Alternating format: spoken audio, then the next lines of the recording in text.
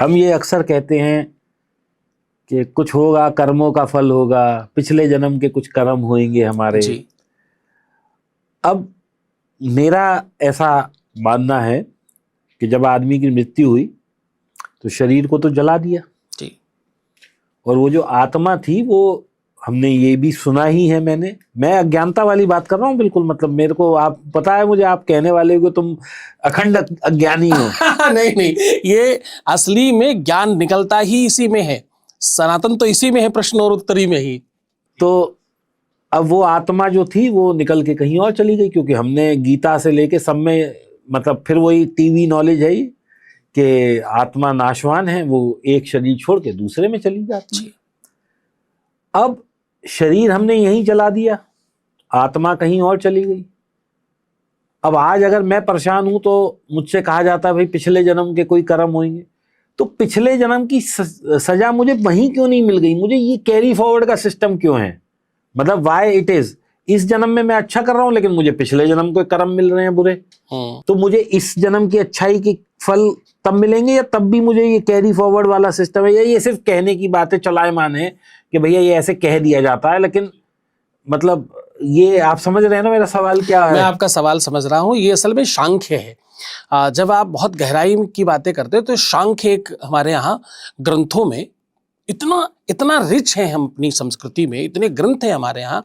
अब हमारे यहाँ आदत क्या है, लोगों को पढ़ना नहीं है, लोगों को वो सोशल मीडिया यूनिवर्सिटी में ही सारा सर्च करना है। वहीं से ही है। वहाँ क्या होता है कि आपके पास जानकारी है नहीं, तो जो आप जानते हैं आपको लगता है यही सत्य है, इतना ही सत्य है। एक्चुअली क्या है, इसके लिए सांख्य कहता है जब आप जा रहे हैं, जब किसी की मृत्यु हो गई, आप जलाए जाते हैं, इसकी पूरी व्यवस्था बताई सांख्य ने कि ये होता कैसे है। तो उसने कहा कि धनानि भूमौ पशुवष्ट गोष्ठे भार्या गृहद्वार सखा श्मशाने। कौन कहाँ तक जाएगा उसने यात्रा बताई। फिर कहता देहश्चितायाम परलोक मार्गे धर्मानुगो गक्षत जीव एकाहा।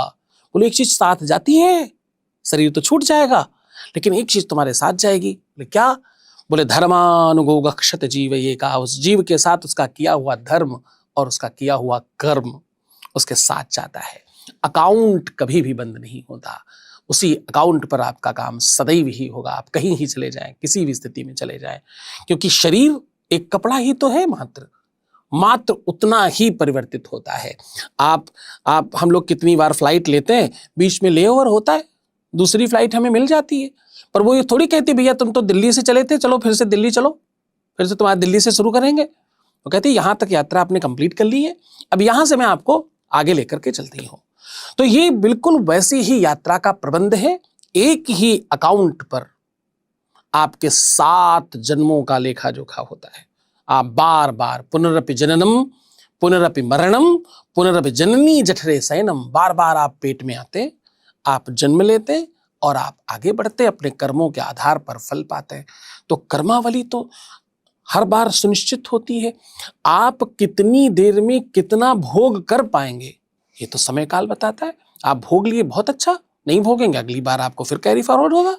और कैरी फॉरवर्ड क्यों नहीं हो, इसी जन्म में आपको मिल जाए ऐसा सुनिश्चित नहीं, क्योंकि परमात्मा ने डेबिट और क्रेडिट दोनों कार्ड आपको दे रखे हैं। एक में आप पहले जमा करते हैं फिर खर्च करते हैं, दूसरे में आप पहले खर्च कर लीजिए आराम से फिर जमा करिएगा, पर दोनों के नियम अलग हैं। एक में आपको ब्याज मिलता है पर दूसरे में आपको ब्याज देना पड़ता है। बस इसी आधार पर कर्मावली चलती है। कर्म प्रधान विश्व राखा, जो जस करही सो तस फल चाखा। आप बीच बीच में जमा करते रहते हैं, इसलिए आप बचते रहते हैं। अब लोन चल रहा था, आपकी किस्त जा रही थी लाख रुपए की, अचानक आपके पास कहीं से व्यवस्था बनी, आपने 10, 20, 50 लाख रुपए भर दिए, पे कर दिए, तो क्या हुआ कि उतनी किस्त आपकी कम हो गई। अब वो होल्ड हो गया कि नहीं कोई बात नहीं, ठीक है दे रहे वापस, दे देंगे, आ जाएगा हमारे पास पैसा। अब अगर आप देते रहे समय समय पर तो आप बचे रहेंगे, आपका समय निकलता जाएगा। नहीं दे पाए तो चक्रवर्ती ब्याज लगेगा और जो घर में रखा वो सब उठा करके कुड़क कर दिया जाएगा, सब बेच कर वसूल किया जाएगा आपसे। तो ये कर्मावली के आधार पर एक सुनिश्चित सिस्टम है, तो आपको कैरी फॉरवर्ड तो होता ही है, बचेगा, क्योंकि आपके पास समय तो सुनिश्चित है कि इतनी देर ही आप खेल सकते हैं। 1 घंटे खेलना है, 1 घंटे में जितने रन बना लिए, उसके बाद अगली फिर आप देखेंगे वो कैरी फॉरवर्ड होगा। यहाँ से आप जीत गए, इनसे जीत गए, उनसे और जीतिए। आप गेम खेलते हैं ना, क्रिकेट में वो एक नियम बनाते हैं ना कि 4 5 7 अलग अलग देश हैं, आपस में युद्ध करेंगे, रन बनाएंगे, फिर आपस में समीक्षा होगी। तो ये पूरा उसी प्रकार से प्रकृति का नियम है। प्रकृति ऐसे ही चलती है। सूर्य आज अस्त होगा एक जगह, दूसरी जगह दिखाई पड़ेगा, दूसरी तरफ उदित होगा। तो आपकी आत्मा जब यहां से जाती है तो महाआकाश में मिलन करती है परमात्मा से, और फिर वापस आती है कि भाई फिर जाओ, अब तुम्हारा विश्राम समाप्त हुआ, फिर शुरू करिए, आपके अकाउंट में भी बाकी है, आप निपटा के आइए। तो क्या ये अकाउंट कभी क्लियर होता है? जैसे कहते हैं 7 जन्म लेते हैं, तो 7 जन्म के बाद क्या? हाँ, ये बहुत अच्छा प्रश्न है। एक्चुअली इस बात पर पूरे देश में बड़ी चर्चा होती है। सारे के सारे जो मोक्ष की तरफ भाग रहे हैं, जितनी कथाएं हो रही, जितने ध्यान, योग, समास हो रहे हैं, जितने बड़े बड़े यज्ञ हो रहे हैं, वो सब इसी पर आधारित है कि आपका वो अकाउंट बराबर हो जाए, क्रेडिट डेबिट बैलेंस सेटल्ड हो जाए।